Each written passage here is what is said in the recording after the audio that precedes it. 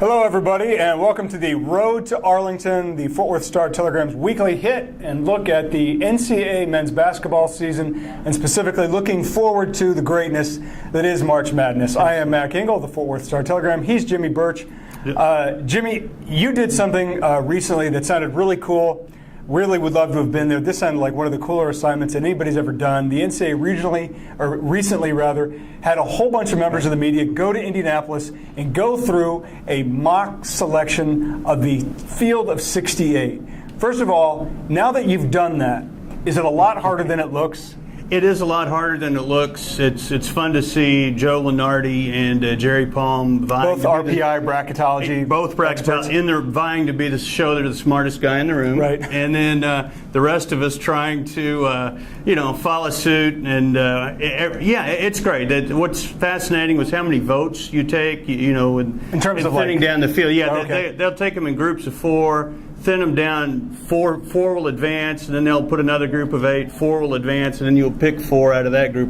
They have a lot of votes to make sure you compare a lot of teams head-to-head with a lot of other teams. And this is what Jimmy and his cohorts sort of came up with, which is a field of 68. Now, I want to go over some of these specifically, Jimmy, because you have a team in here that before the season began not only was a preseason favorite to win the Big 12, even though Kansas was loaded, but at least a Sweet 16 and maybe a Final Four team. And what has to be... A month ago, they were all that. Has to be the most disappointing team of the 2014 season, and that is Oklahoma State. Absolutely. Tell me, sir, how you justify putting Oklahoma State into this field of 68. That was 2 losses ago when we did that. Would you put them in now? I don't think. No. Oklahoma State has Marcus Smart. They obviously had the suspension for yelling and pushing the fan. Yeah. In 2 weeks with 3 more wins, maybe they'd be back in. But no, I wouldn't. SMU squeaked in on that, which was interesting. The most SMU right now, would you call them a bubble team? Yeah, they've had the bad loss to Temple since we did that. They were an 8th seed there. What was interesting is how horrible SMU's strength of schedule in the non-conference is, because their programs, break down everything. You can compare teams versus teams and a lot of things very easily, very quick. They got a great computer program. But SMU is in the 246. They're about high 200s.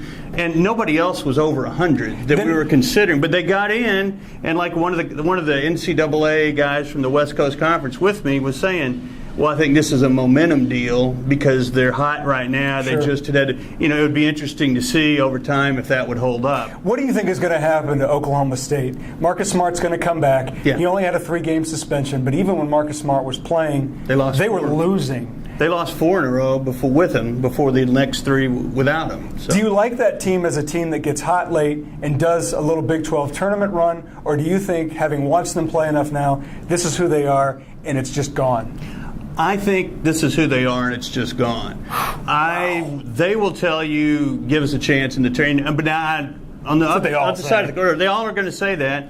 They would scare me a little bit in the tournament if this thing kind of spurs them and gives them the bonding element that they've needed. Losing at Baylor last night. Well, that was bad. Yeah, that was bad. That's bad. Yeah. Then the other teams that you looked at, you rather candidly admitted, because this is your team, this is your region, this is the teams, these are the teams you see the most. You were lobbying for Big 12 teams. I did. Well, I was actually, everybody monitors 2 or 3 leagues. I had 3 leagues assigned. I lobbied. Well, Big 12 is one of the ones I monitored. Were you aware of your biases? Was it something that you were aware of? Yeah, because I know sometimes I'm not a bias. Does it change it dramatically the way you lobby for those teams? A little bit, because like at the time, I was pushing harder for West Virginia than I would have Oklahoma State or Baylor. Oklahoma State got in just because. At that time, again, that was 2 losses ago. Their RPI was high enough; it was hard to deny them. Mm-hmm. And there's still, you had to pretend like the season had just ended, and here's what we got. Well, this is where Oklahoma State is, and now Baylor has done what Baylor does, which is drive you nuts. Right. Sure. Texas is going to get in. They're going to get in. Oklahoma will get in. Oklahoma will get in. Kansas obviously will get in. Iowa State, Kansas State. Yeah. Where would you look at Baylor potentially fitting into that equation? What do they need to do to even be to even be realistically discussed? Because they did beat Kentucky. They did. Yeah, I think they need to get to 9-9 in the conference play. Can they do it? Maybe. I mean, after yesterday, it depends on if they get on a roll again or if they're 8-10, I think they need to win 2 games in the conference tournament. Baylor will drive you nuts. The biggest surprise has to be, like Jimmy and I were talking about, has to be Oklahoma State. But there's still just about a month left remaining in the regular season, a few more weeks. So teams can give themselves a shot, get off the bubble, get in, or fall off.